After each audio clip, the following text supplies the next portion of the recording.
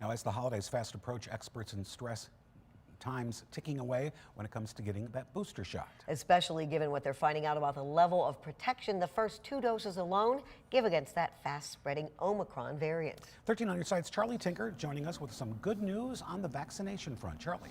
Yeah, Kirk, that's exactly right. The state's nearing 62% fully vaccinated, which, of course, should come as a bit of a relief to those still stretched thin hospitals and health systems who say they are still nearing a breaking point. I can also tell you around 1.9 million people in Michigan have already gotten that booster.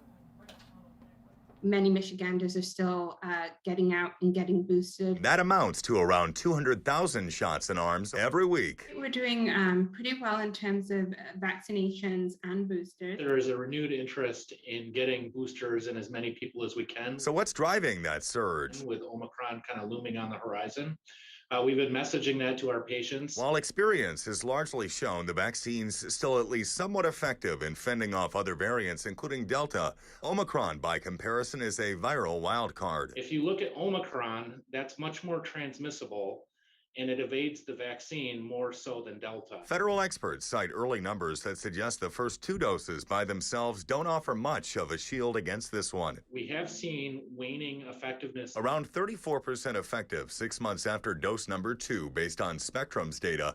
The booster may be a game changer there, bumping that number back up to 75% against Omicron and even more for Delta. Getting the boosters certainly makes a difference. Outbreaks in schools still top of mind. Teens lag most other age groups.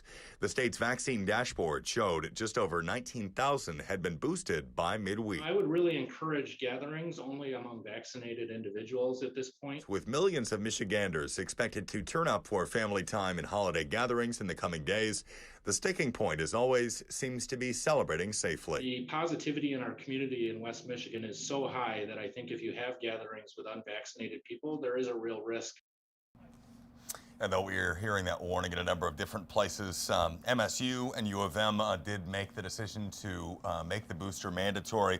Western told us it would encourage the booster and would fine students who refuse to submit to weekly testing if they were unvaccinated. While Grand Valley told me it's keeping his eyes peeled on what the numbers are telling them. As of right now, they have no plans to issue a mandate.